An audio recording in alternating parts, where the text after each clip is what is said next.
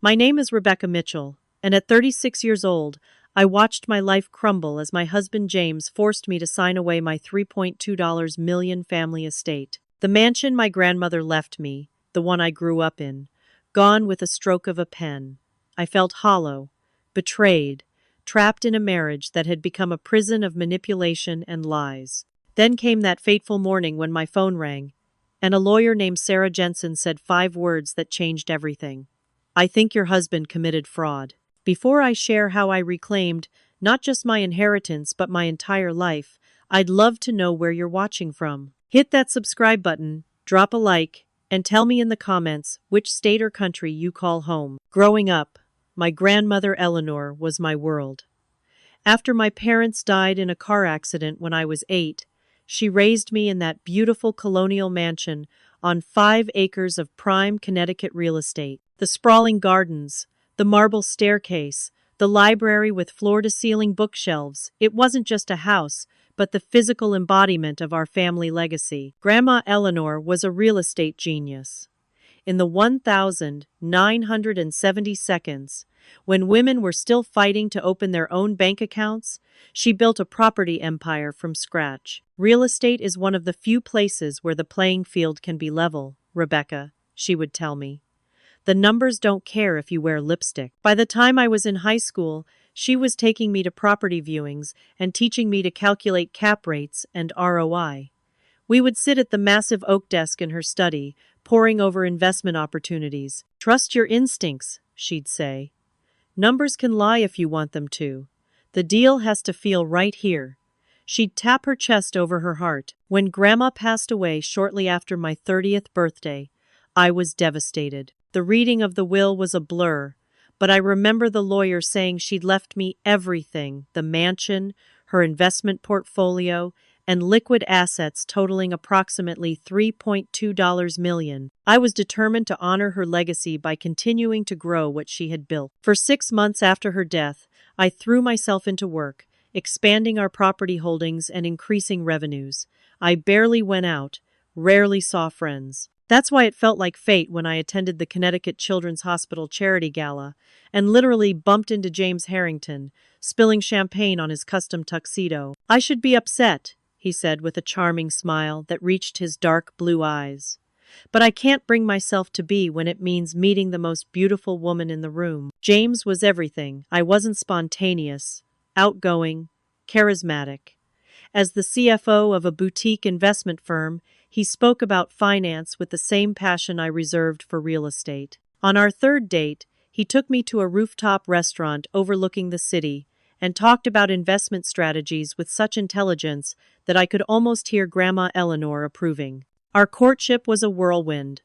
Weekend trips to Nantucket, surprise picnics in the garden of the estate. James even hired a string quartet to play in the gazebo on the night he proposed, just 6 months after we met. When he slipped the 3-carat diamond ring on my finger, I felt like I'd finally found the partner Grandma would have wanted for me. We were married 3 months later, in the garden of the estate. It was a small ceremony, just 30 guests, with my best friend Megan as my maid of honor. I remember how she squeezed my hand just a little too tightly before walking down the aisle. "Are you sure about this, Becca?" she whispered. "It's all happened so fast." "I've never been more sure of anything," I replied, brushing off her concern as pre-wedding jitters on my behalf. The first year was blissful. James moved into the mansion, and we talked about renovating the east wing to make it more modern while preserving the historical elements Grandma had loved. We hosted dinner parties where James charmed all my business associates. He suggested we combine our finances to simplify our lives, and it made sense at the time.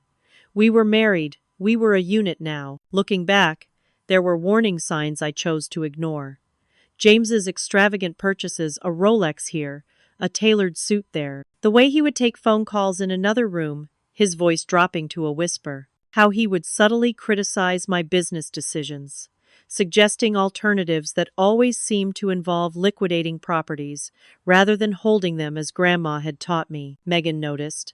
During our monthly lunch dates, she would carefully broach the subject. "James seems to have expensive tastes," she commented once, after I mentioned he'd bought a new sports car. "He works hard," I defended. And we can afford it. I just want to make sure you're happy, Becca, she said, reaching for my hand across the table. Sometimes when people rush into things. We didn't rush, I insisted. When you know, you know. If only I had paid attention to the red flags. If only I had listened to the voice in my head that sounded suspiciously like Grandma Eleanor, warning me that something wasn't adding up. 2 years into our marriage, James lost his job. The investment firm was downsizing, he explained, and his position had been eliminated. I was sympathetic, of course. I held him while he expressed his frustration and assured him he would find something even better. Take your time, I said. We're financially secure. Use this opportunity to find something you really love. But as weeks turned into months, James seemed less interested in job hunting and more interested in the details of my business. He began asking questions about the estate's value, about the other properties in my portfolio, about liquid assets and investment accounts. I'm just trying to get a comprehensive picture of our finances, he would say when I questioned why he needed to know the exact value of the antique furniture Grandma had collected. Since I'm not working, I should at least make myself useful by managing our money efficiently. Meanwhile, my own business was thriving. I had expanded into commercial real estate and was seeing impressive returns. This seemed to bother James, though he never said it outright. Instead, he became increasingly controlling about household expenses, scrutinizing grocery receipts, but thinking nothing of buying another expensive watch or taking golf trips with his friends. One evening, while James was out, I found a credit card statement in his desk drawer. It showed charges at high-end restaurants on days he'd told me he was having lunch with potential employers. There were hotel charges, too, in our same city. When I confronted him, his friendly demeanor instantly evaporated. "Are you spying on me now?" he demanded, snatching the statement from my hands. "I wasn't spying. I was looking for stamps," I said, feeling ridiculous even as the words left my mouth. "Why were you at the Westbrook Hotel last Tuesday? You told me you had a job interview downtown." James's expression shifted, and suddenly he was all contrition. "I was going to surprise you," he said. "I was meeting with an event planner about your birthday. Now you've ruined it." He crumpled the statement and threw it in the trash. "This is exactly why I handle the finances. You get emotional and jump to conclusions." I apologized, actually apologized to him for finding evidence of his lies. That's how twisted things had become. A week later, James approached me with what he called a smart financial strategy. "We should streamline our assets," he said over dinner. "Put everything under simplified management to reduce our tax liability." "What does that mean exactly?" I asked, pushing my food around my plate. I'd been experiencing stress headaches and had little appetite.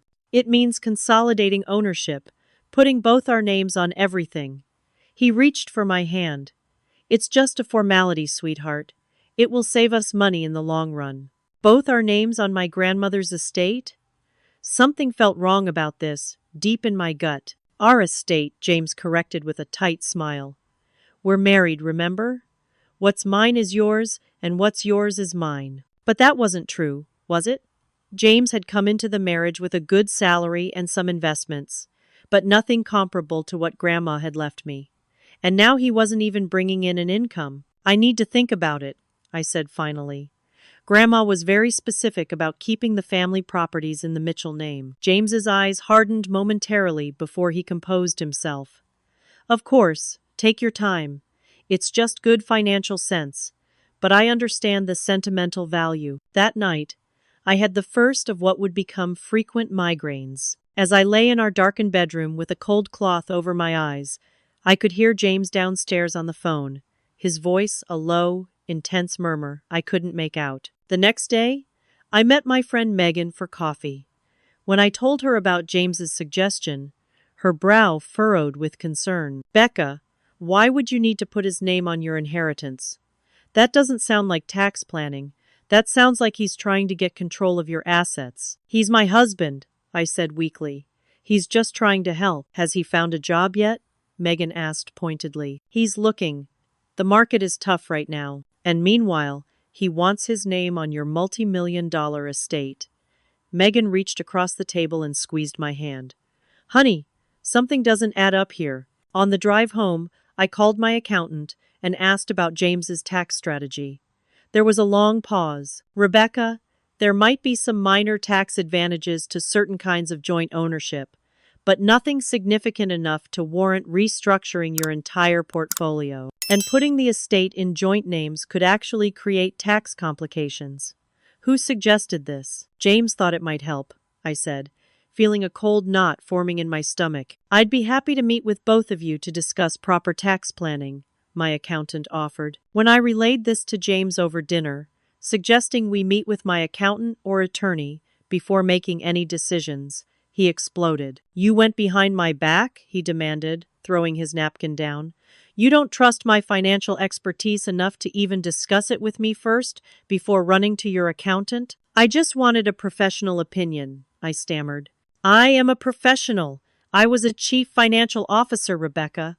Or did you forget that while you were busy playing real estate mogul with your grandmother's money? I flinched as though he'd slapped me. James had never spoken to me like that before.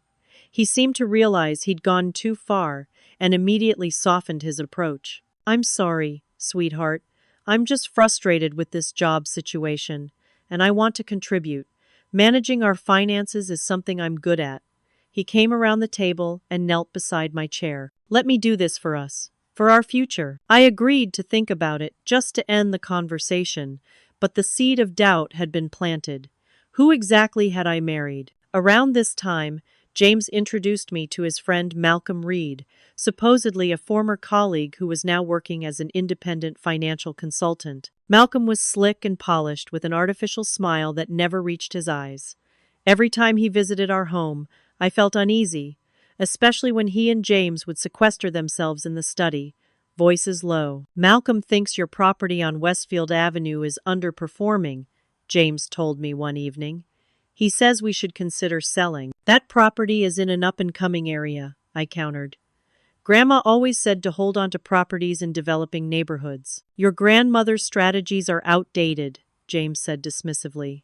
Malcolm has analyzed current market trends. The pressure continued to build. James became fixated on the idea of consolidating our assets under his management.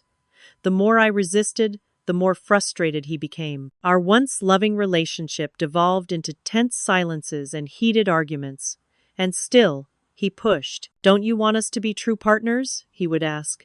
Don't you trust me? The truth was, I didn't know anymore.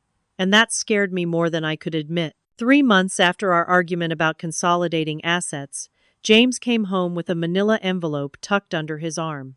His mood was lighter than it had been in weeks as he kissed my cheek and poured 2 glasses of wine. I've been working on something, he said, sliding the envelope across the kitchen counter toward me. My attorney drew up some papers that will solve our financial concerns. Inside were legal documents with intimidating language about property transfer and joint tenancy. The estate, my grandmother's estate, was mentioned throughout, along with several of my other properties. James, this looks like I'd be signing over my properties to you, I said, my heart racing. Not to me, he corrected smoothly. To us. As a couple. It's called joint tenancy with rights of survivorship. It's completely standard for married couples. I need time to read through all of this, I said, feeling overwhelmed by the legal jargon. And I should have my own attorney look at it. James's smile tightened. I've already paid my attorney good money to draw these up. Why waste more on lawyer fees? It's straightforward, Rebecca. This protects both of us. When I still hesitated, his demeanor changed. He sighed heavily and ran a hand through his hair. I thought we were past this. Do you really not trust me after 2 years of marriage? It's not about trust, I insisted. It's about being thorough. This is a major decision. It's only major because you're making it major, he snapped. Most wives would appreciate a husband who takes initiative with financial planning. The argument escalated until I had another migraine and had to retreat to our bedroom. The documents remained unsigned on the counter, but I knew this wasn't the end of it. The next day, I texted Megan about the papers James wanted me to sign. She suggested meeting for lunch to discuss it, but when I checked my phone later, her response was gone. When I asked James if he'd seen my phone, he handed it to me with a casual shrug. It was in the living room. You're getting forgetful, babe. I could have sworn I'd left it on the kitchen counter. And I certainly didn't remember deleting Megan's message. When I texted her again, she said she never received my earlier message. A chill ran down my spine. Was James monitoring my communications? As the weeks passed, James seemed to always have a reason why I couldn't meet up with friends or family. My car would mysteriously not start when I had plans with Megan. He would schedule last-minute dinner engagements with potential employers on evenings when I had arranged to visit my aunt. Gradually, I found myself isolated from my support network, with James as my primary human contact. My health deteriorated. I lost weight, developed insomnia, and the migraines became more frequent. When I looked in the mirror, I hardly recognized the pale, thin woman staring back at me. One afternoon, I was searching for a document in James's home office when I came across a real estate brochure for the land adjacent to our estate.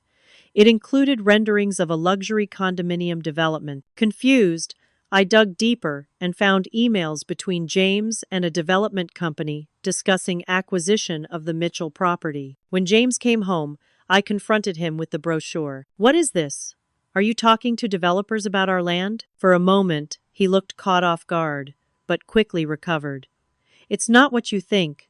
I was researching property values in the area for when we eventually renovate. This looks like plans to develop our land for condos," I said, shaking the brochure at him. James took my hands in his voice gentle. "Sweetheart, you're getting paranoid. This is just market research. I'm looking out for our future, for when we decide to make changes to increase the property value. But we never discussed developing the land. This is my family home." "Our home," he corrected. "And I'm not making any decisions without you. I'm just exploring options." He pulled me into an embrace. "You've been under so much stress lately. Why don't you let me handle more of the business side of things? You can focus on getting healthy." I wanted to believe him. It was easier than facing the alternative that my husband was plotting behind my back to take control of my inheritance. The next day, James brought home a man he introduced as Harold Peterson, a financial advisor he'd hired to help organize our assets. "Harold comes highly recommended by Malcolm," James explained. Harold turned out to be just as slick as Malcolm, with the same artificial smile and cold eyes. He spent an hour walking me through complex financial strategies that left my head spinning. The conclusion was always the same.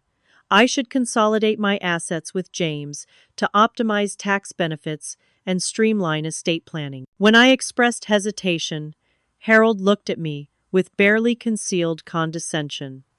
"Mrs. Harrington, with all due respect, these are sophisticated financial concepts. Perhaps you should defer to your husband's expertise in this area." After Harold left, I went to look for the folder containing all my property deeds and financial papers I'd carefully organized after Grandma's death. They weren't in the filing cabinet where I kept them. They weren't in the safe.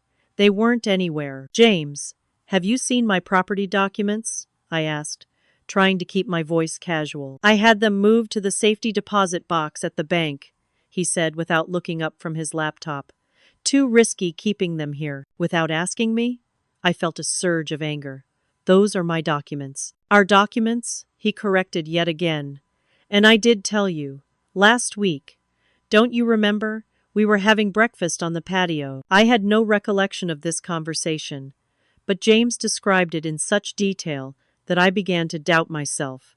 Had I forgotten? With my recent stress and lack of sleep, was I becoming forgetful, as James often suggested?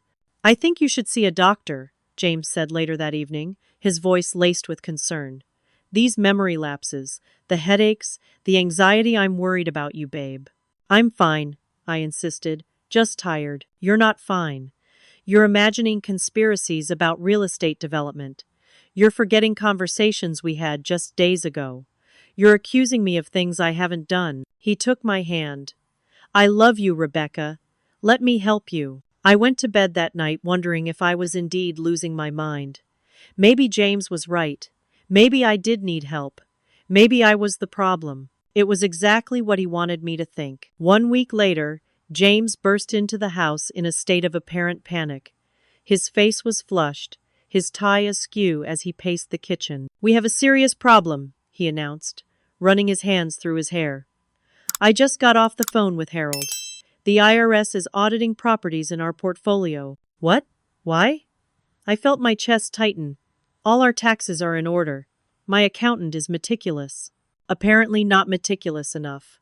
James pulled out his phone and showed me an email that appeared to be from Harold. It detailed potential tax liabilities in the millions of dollars due to improper structuring of my real estate holdings. "This can't be right," I said, scanning the document. The language was highly technical, full of tax codes and legal references I didn't fully understand. "Harold says we need to act immediately. Today." James pulled another envelope from his briefcase. He prepared emergency paperwork to restructure ownership before the IRS freezes the assets. "Today? That's impossible. I need to call my accountant, my lawyer." "There's no time." James's voice rose. "Harold said we have until close of business today to file these documents, or we could lose everything. Everything your grandmother built, gone because of a technicality." My hands shook as I tried to make sense of what was happening. But why didn't my accountant catch this? Why am I just hearing about it now? "Because your accountant missed it," James shouted, then immediately softened his tone. "Look, Harold specialized in saving people from exactly this kind of situation. He knows what he's doing." I reached for my phone. "I need to talk to my accountant." James grabbed my wrist. "Rebecca, listen to me. If we alert anyone at the IRS that we know about the audit before filing these corrections, it triggers an immediate freeze on all assets. Is that what you want? To lose your grandmother's legacy because you're too stubborn to sign a few papers?" Tears filled my eyes. I couldn't think straight. My chest felt tight, my breathing shallow. "I don't know, James. This doesn't feel right." "What doesn't feel right is losing everything because you don't trust me." He thrust a pen into my hand. "If you love me, if you trust me at all, you'll sign these papers right now." My hand trembled as I held the pen over the signature line. "What exactly am I signing?" "Just standard joint tenancy agreements, like we discussed. Plus some corporate restructuring to protect us from liability." James flipped through the pages, pointing to signature lines but moving too quickly for me to read anything. "I can't," I said, putting the pen down. "Not without reading everything carefully." James's face darkened. "We don't have time for this, Rebecca. Do you understand what's at stake?" As I hesitated, heart pounding, James's phone rang. He glanced at it, then answered on speaker. "Mr. Harrington, this is Harold Peterson. Have you filed those documents yet? The IRS just contacted my office again." "Working on it now, Harold," James replied. His eyes locked on mine. "My wife is just reviewing them." "There's no time for review." Harold's voice was sharp. "Those papers need to be at the county recorder's office by 4 o'clock or the freeze takes effect." James ended the call and looked at me pleadingly. "Baby, please. I'm trying to save what your grandmother built. What we've built together." I felt cornered, panicked. My breath came in short gasps as the room seemed to spin around me. "Rebecca?" James's voice sounded distant. "Rebecca, are you okay?" I was having a full-blown panic attack. As I struggled to breathe, James guided me to a chair, his voice now gentle, concerned. "Just breathe, sweetheart. In and out. That's it." When I could finally speak again, I whispered, "I'm scared, James." He knelt beside me, taking my hands in his. "I know you are, but I'm here. I'll protect you. I'll protect us. But you have to trust me." He pressed the pen back into my hand. "If you love me." With tears streaming down my face, I signed. Paper after paper, signature line after signature line. I had no idea what I was signing away. I just wanted the nightmare to end. As soon as the last page was signed, James's entire demeanor changed. The panic vanished.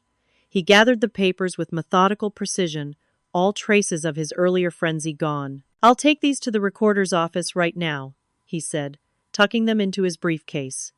"You should lie down. You look exhausted." After he left, I sat at the kitchen table, feeling hollow. Something wasn't right. The abrupt shift in James's behavior, the convenient timing of Harold's call, the rush to sign without proper review, it all felt orchestrated. I went to James's office and tried to access his computer, but the password had been changed. I searched his desk and found nothing unusual until I checked the trash can. There was a crumpled piece of paper, a receipt for a voice-changing device purchased online 2 days earlier. My blood ran cold. Had Harold's call been James using a voice changer? Was the entire tax emergency a fabrication? I drove to the bank where we kept our joint accounts. The teller's expression was sympathetic as she pulled up our information. "I'm sorry, Mrs. Harrington, but these accounts were closed yesterday." Mr. Harrington transferred all funds to a different bank. Back at home, shaking with anger and fear, I broke into James's filing cabinet using a letter opener. Inside, I found brochures for properties in the Cayman Islands, properties with no extradition treaties with the United States. In another folder were architectural plans for converting my grandmother's estate into luxury condominiums, dated months ago. As I stood surrounded by evidence of James's betrayal, I heard him in the hallway, talking on his phone. "Yes, everything's signed. She doesn't suspect a thing," he was saying, his voice triumphant. "The closing is next week. Once the deal's done, I'll transfer the funds offshore and be on the next flight out." "No, she has no idea. By the time she figures it out, I'll be long gone with the money." In that moment, everything shattered. My marriage, my trust, my sense of security, all revealed as elaborate lies. I sank to the floor of the study, surrounded by the evidence of my husband's betrayal, and finally allowed myself to accept the horrible truth. James had never loved me. He had only loved what I owned. The next morning, I pretended nothing was wrong. I made James breakfast, kissed him goodbye as he left to file some additional paperwork, and then collapsed on the kitchen floor in tears as soon as his car pulled away. I had no idea what to do or where to turn. I felt completely alone. Then my phone rang. Unknown number. "Hello?" I answered cautiously. "Is this Rebecca Mitchell Harrington?" a woman's voice asked. "Yes, this is she." "Mrs. Harrington, my name is Sarah Jensen. I'm an attorney with Goldstein, Becker, and Associates. I need to speak with you urgently regarding some property transfer documents that were filed yesterday." My heart raced. "How did you get my number?" "I work with Richard Goldman, your grandmother's estate attorney. He's been monitoring the property records for the Mitchell estate, as per your grandmother's final wishes." I hadn't known this. Grandma was always thinking ahead, always protecting her legacy, protecting me. "What about the documents?" I asked, my voice barely above a whisper. "Mrs. Harrington, I believe your husband may have committed fraud. The documents he filed have several irregularities that suggest they may have been signed under duress or with misrepresentation of fact." Relief flooded through me so intensely that I had to sit down. "Can you help me? That's why I'm calling. Can you come to our office this afternoon? Bring any documentation you have regarding your properties and marriage." 2 hours later, I sat in Sarah Jensen's office. She was perhaps 50, with sharp eyes and a no-nonsense demeanor that reminded me of my grandmother. She listened without interruption as I poured out the whole story. James's manipulation, the isolation, the gaslighting, and finally the fraudulent emergency that had led me to sign the papers. "You're not the first woman to fall victim to this kind of scheme," Sarah said when I'd finished. "But you're luckier than most. Your grandmother put certain protections in place." She explained that Eleanor had included unusual provisions in her will. Any transfer of the primary estate property would trigger a review by the law firm. It was a safeguard against exactly the kind of situation I now found myself in. "Additionally," Sarah continued, "the documents your husband filed contain several technical errors that make them vulnerable to challenge.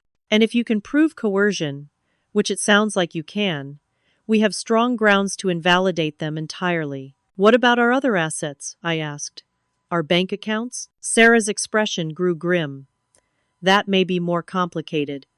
If he transferred funds from joint accounts, it could be difficult to recover them without proving fraud." She typed something on her computer, then turned the screen toward me. "Is this your husband?" On the screen was a news article from 3 years earlier.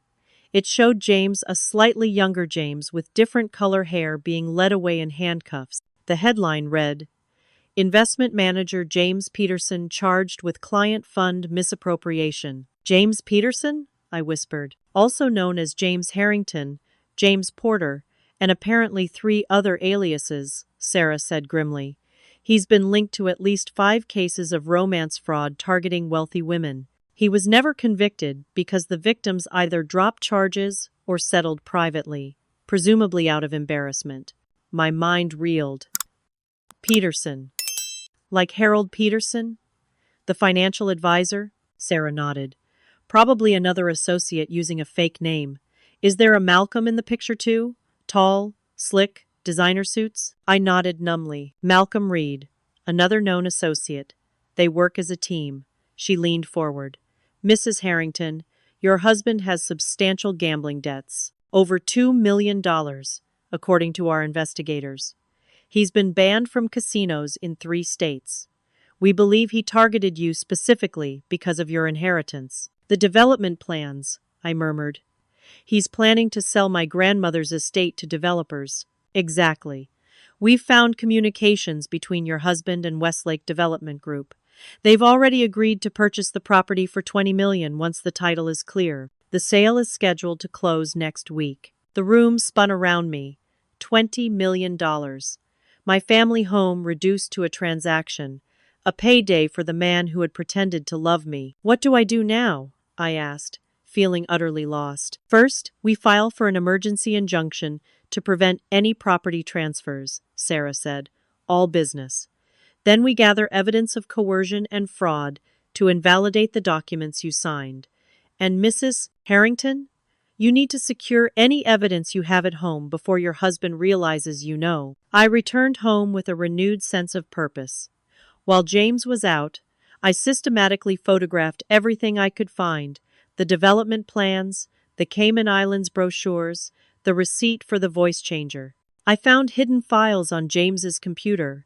His password was my grandmother's birth date, the irony of which was not lost on me. The files contained communications with Malcolm and various developers going back more than a year. I had just finished downloading the files to a USB drive when I heard James's key in the lock. Quickly, I closed the computer and slipped the drive into my pocket. "Hey, babe," he called cheerfully. "Everything taken care of at the recorder's office. We're all set." "That's great," I replied, forcing a smile. "I'm so relieved." He studied my face. "You look better, more relaxed." "I feel better knowing you're handling everything," I lied. "You were right, I was overthinking things." His smile widened, and he pulled me into an embrace. "I'll always take care of you, Rebecca. You can trust me." Over his shoulder, my eyes hardened. I would never make that mistake again. The next day, I met with Sarah and her team to develop our legal strategy.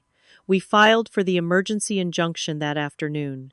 Then, I returned home to set the next phase of our plan in motion. "James," I said that evening as we sat in the living room, "I've been thinking about the estate." He looked up from his phone, instantly alert.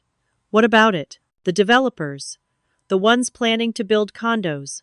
I want to meet them." James froze momentarily before recovering.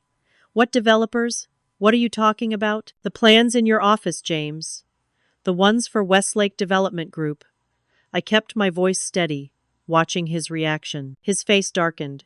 "You've been going through my things?" "They're my properties," I said simply. "I have a right to know what's happening with them." "Nothing is happening," he insisted. "Those were just ideas I was exploring." "For $20 million? I raised an eyebrow. "That's quite an idea." James's mask slipped completely then. His charming facade vanished, replaced by cold calculation. "You have no idea what you're talking about," he said, his voice low and dangerous. "I think I do."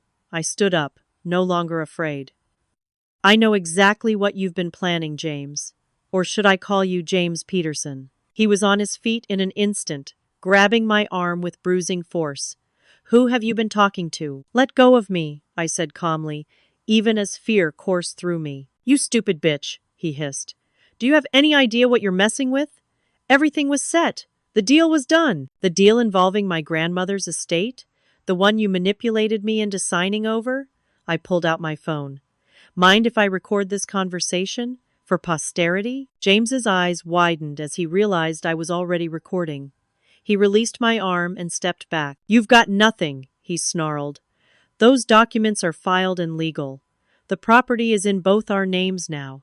And as your husband, I have every right to make financial decisions. Decisions like emptying our bank accounts, like planning to sell my family home without my knowledge, like preparing to flee the country with the proceeds. He laughed, a cold, ugly sound I'd never heard from him before. Prove it. It's my word against yours. And sweetheart, you've been suffering from anxiety and memory issues for months, all documented by our visits to Dr. Phillips. He smirked. Who do you think a judge will believe? The respected financial advisor or his unstable, paranoid wife? Maybe they'll believe this, I said, pulling out the USB drive. Emails, plans, bank transfers. Even that cute little conversation you had with Malcolm about how I have no idea about your plans to take the money and run. James lunged for the drive, but I stepped back. It's too late, I said.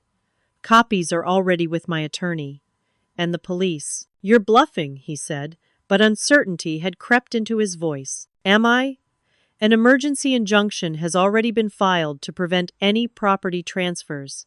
Your bank accounts, yes, I found the new ones too, have been flagged for potential fraud. It's over, James, his face contorted with rage. You think you're so smart? You're nothing without me.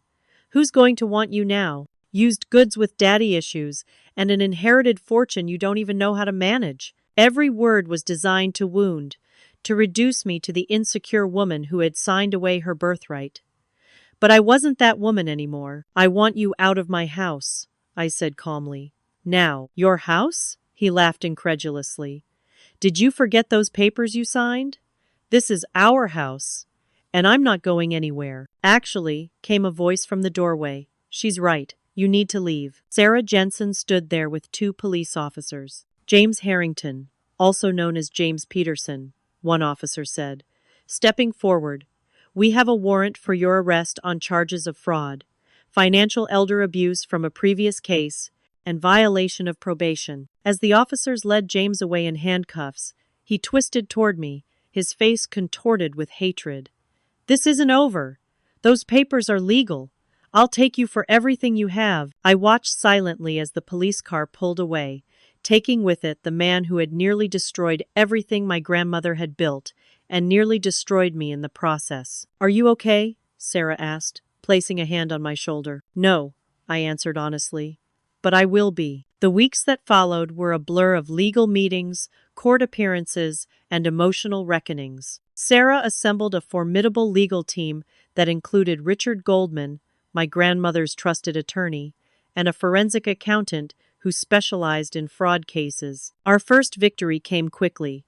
The judge granted a preliminary injunction, preventing any sale of the estate properties while the case was pending. When James's attorney, not the fictional Harold Peterson, but a real lawyer named Thomas Webb, argued that the transfers were legal and binding, Sarah presented evidence of coercion and misrepresentation. Your Honor, Sarah argued in the packed courtroom, Mrs. Harrington signed these documents under false pretenses, believing there was an imminent tax emergency that threatened her entire estate. This alleged emergency was entirely fabricated by Mr. Harrington, as evidenced by the falsified emails and the voice-altering device purchased specifically to create this deception. James sat at the defense table, immaculate in a conservative suit, projecting an image of wounded innocence. Gone was the snarling man who had threatened me in our living room. In his place was a concerned husband, occasionally shaking his head sadly at my confused testimony. His attorney painted me as unstable, pointing to my documented history of anxiety and paranoia. He even called Dr. Phillips, James's handpicked physician who had seen me exactly twice, to testify about my deteriorating mental state. Mrs. Harrington expressed paranoid ideations, Dr. Phillips testified. She believed people were conspiring against her and exhibited signs of delusional thinking. And did you perform a full psychiatric evaluation? Sarah asked during cross-examination. Well, no, but did you refer her to a psychiatrist or psychologist for proper diagnosis? No, I prescribed anxiety medication. At Mr. Harrington's suggestion, correct? Dr. Phillips shifted uncomfortably. He expressed concerns about his wife's mental health. Did Mrs. Harrington ever visit you alone, or was her husband always present? He was present, as a supportive spouse should be. Sarah smiled thinly. How convenient. Our case strengthened when Malcolm Reed was arrested trying to board a flight to the Cayman Islands. Faced with serious charges, he quickly turned on James, agreeing to testify in exchange for leniency. It was always about the money, Malcolm testified, avoiding James's murderous glare. James researched wealthy women who had recently inherited property or money. Rebecca Mitchell was target number 6. And what was the plan regarding Mrs. Harrington's estate? Sarah asked. Get her to sign it over, sell it to developers, take the money, and disappear. Standard procedure. Malcolm's matter-of-fact tone made it all the more chilling. James was good at it. He could make women trust him, make them doubt themselves. As the case progressed, other women came forward, James's previous victims. Some had lost hundreds of thousands of dollars. One had lost her home. Many had been too embarrassed to report what had happened, blaming themselves for their gullibility. Patricia Whitman, a widow from Seattle, described how James Porter had convinced her to invest her late husband's life insurance in a fake tech startup. He made me feel stupid for questioning anything, she testified, her voice breaking. By the time I realized what was happening, the money was gone. James's defense strategy shifted from denying the fraud to claiming I was a willing participant. His attorney suggested I had known about the development deal all along and had only turned on James when I realized how much money was at stake. Mrs. Harrington is a sophisticated real estate investor, Webb argued.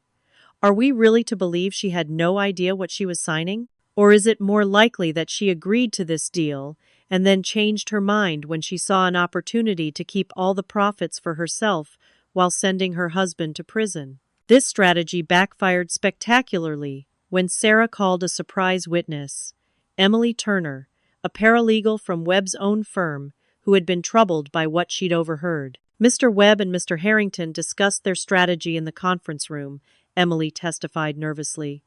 Mr. Harrington said, and I quote, "Just paint her as a greedy bitch. No one will believe her anyway once we're done destroying her credibility." Webb's objections were overruled, and Emily went on to describe how James had admitted the fraud to his own attorney, confident that attorney-client privilege would protect him. He laughed about it, Emily said, her disgust evident. He said Mrs. Harrington was the easiest mark yet, because she was so desperate to be loved. I felt each word like a physical blow, but I held my head high. I wasn't that vulnerable woman anymore. The turning point came during my own testimony. For hours, I detailed the systematic way James had isolated me, undermined my confidence, and manipulated me into signing away my inheritance. Mrs. Harrington, Webb began his cross-examination with false sympathy. You expect this court to believe that an educated, successful businesswoman like yourself was completely taken in by these alleged deceptions? I met his gaze steadily. Yes, I do. Because financial success doesn't make you immune to emotional manipulation. My husband and I corrected myself. Mr. Harrington spent 2 years systematically breaking down my self-confidence, isolating me from friends and family, and making me doubt my own perceptions. This isn't just about money, it's about abuse, Webb scoffed. Abuse? Did he ever hit you, Mrs. Harrington? Objection, Sarah called. Argumentative and perpetuating harmful stereotypes about domestic abuse. Sustained, the judge ruled. Counsel will rephrase. Webb tried another approach. Mrs. Harrington, if you felt manipulated or coerced, why didn't you seek help? From whom? I asked simply. He'd cut me off from everyone I trusted. He monitored my phone, my computer, my whereabouts. He had convinced me, and was trying to convince everyone else, that I was mentally unstable. I leaned forward. That's what abusers do. They isolate, they gaslight, they make you doubt yourself. And financial abusers like Mr. Harrington are experts at it. After weeks of testimony, the judge delivered her ruling. The property transfers were invalidated on grounds of fraud and coercion.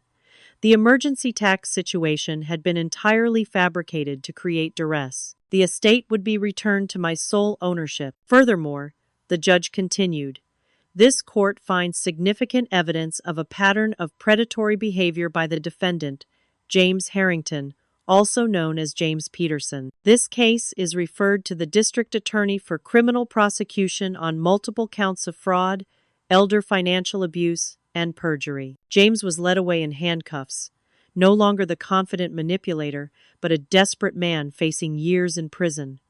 As I watched him go, I felt no satisfaction, only relief that it was finally over. Outside the courthouse, reporters clamored for comments. Sarah fielded most questions while I stood quietly at her side, emotionally drained but finally free. Miss Mitchell has been through an ordeal that no one should experience, Sarah told the press. This case should serve as a warning about financial abuse and coercive control, which are often overlooked forms of domestic abuse. They leave no visible bruises but can be just as devastating. One reporter called out, "Do you have anything to say to other women who might be in similar situations?" I stepped forward then, finding my voice. Trust your instincts. If something feels wrong, it probably is, and know that it's not your fault. These predators are skilled manipulators. They know exactly what they're doing, but there is help out there, and you can rebuild. I'm living proof of that. As we walked to Sarah's car, she squeezed my arm gently. Your grandmother would be proud of you, Rebecca. You didn't just save her estate, you may have saved other women from going through what you did. For the first time in months, I felt the weight lifting from my shoulders. I was Rebecca Mitchell again, and I was going to be okay. Returning to the estate after the trial felt like coming home after a long, dark journey. I walked through the rooms that had witnessed both my happiest and most painful moments, running my fingers along the banisters my grandmother had touched, breathing in the scent of the old oak floors and wood paneling. The house felt different now, tainted by James's presence, by the knowledge of what he had planned to do with it. The study where he'd plotted to steal my inheritance. The kitchen where I'd signed away my birthright under false pretenses. The bedroom we'd shared, where he'd whispered lies of love while planning his betrayal. I couldn't stay there, not yet. Not until I reclaimed it as my own. The divorce proceedings were mercifully straightforward. With James in jail awaiting trial on multiple fraud charges, his leverage was gone. My attorneys easily secured an annulment on grounds of fraud, legally erasing the marriage as if it had never happened. I reclaimed my maiden name, becoming Rebecca Mitchell once again. Financial disentanglement proved more challenging. James had siphoned nearly $800,000 from our joint accounts before his arrest. Through Sarah's relentless efforts, we traced some of it to offshore accounts, but much had been lost to his gambling addiction. In the end, I recovered about half. It's a significant victory, Sarah assured me. Most victims in your situation never see a penny, but the financial loss paled in comparison to the emotional toll. In the quiet aftermath of the legal battle, I found myself facing the true damage James had inflicted, the shattered trust, the lingering self-doubt, the fear of being manipulated again. On Sarah's recommendation, I began seeing Dr. Eleanor Chen. No relation to my grandmother, though I took the name coincidence as a good omen. Unlike the physician James had chosen to document my instability, Dr. Chen was a psychologist specializing in trauma and emotional abuse. What you experienced is called coercive control, she explained during our first session. It's a pattern of behavior designed to strip away your autonomy and make you dependent on your abuser. The fact that you fought back shows remarkable strength. I don't feel strong, I admitted. I feel like a fool. I'm a businesswoman. I should have seen through him. Rebecca, Dr. Chen said gently, these predators are experts at what they do. They target intelligent, successful women precisely because it's a greater challenge and potentially a bigger payday. Your success made you a target, not a fool. Over months of therapy, I worked through the layers of shame and self-blame. I learned to recognize the warning signs I'd missed and to understand why I'd been vulnerable to James's manipulation, my grief over my grandmother's death, my loneliness, my desire for connection. Slowly, I began to rebuild my life.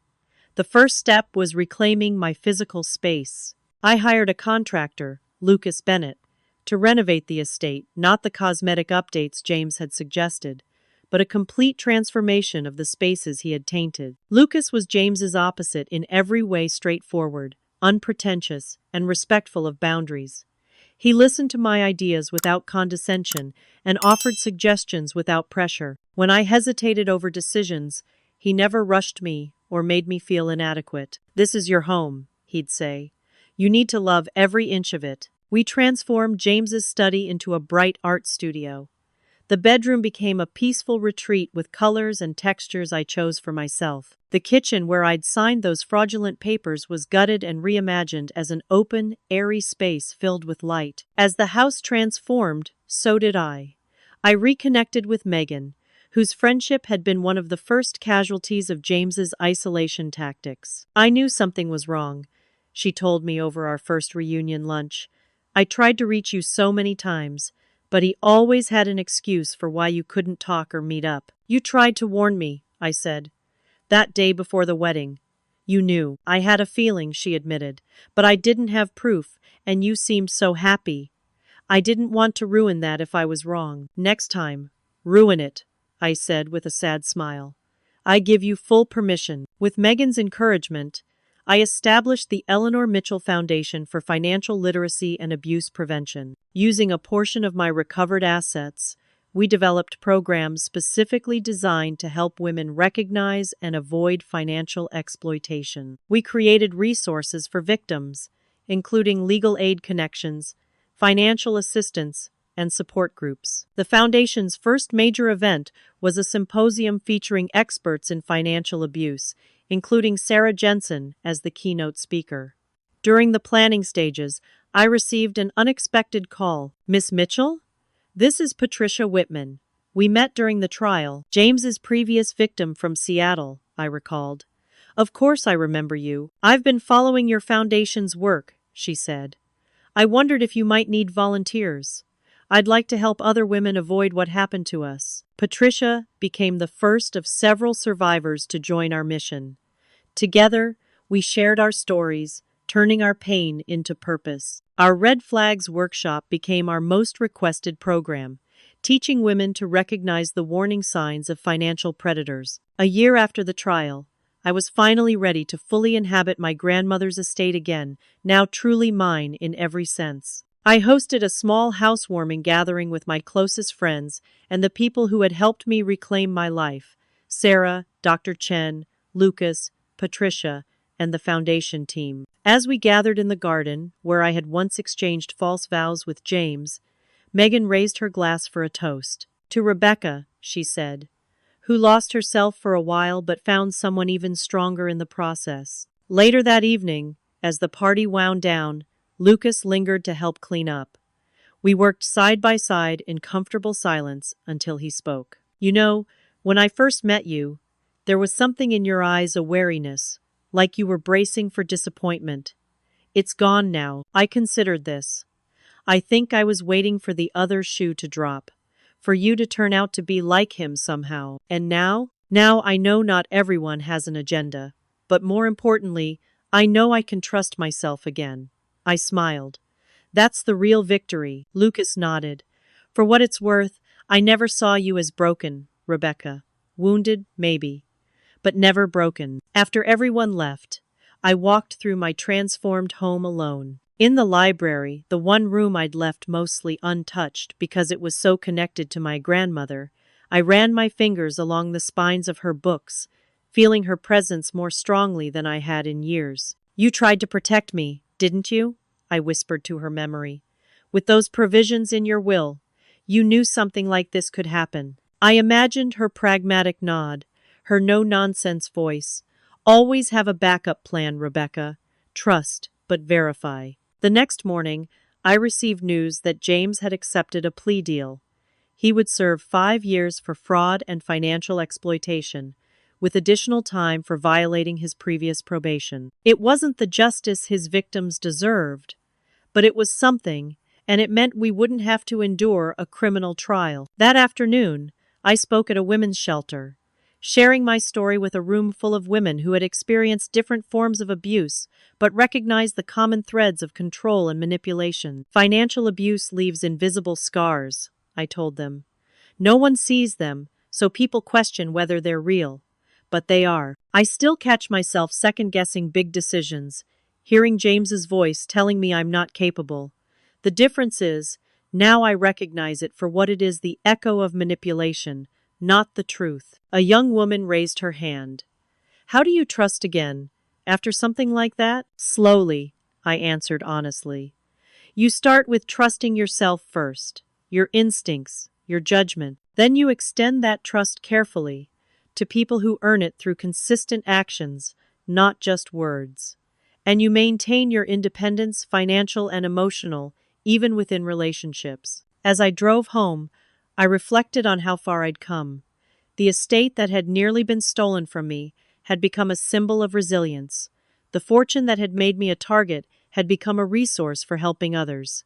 The pain that had nearly broken me had become the source of my strength. In my grandmother's study, I opened her old leather-bound journal, the one she'd used to record her business wisdom.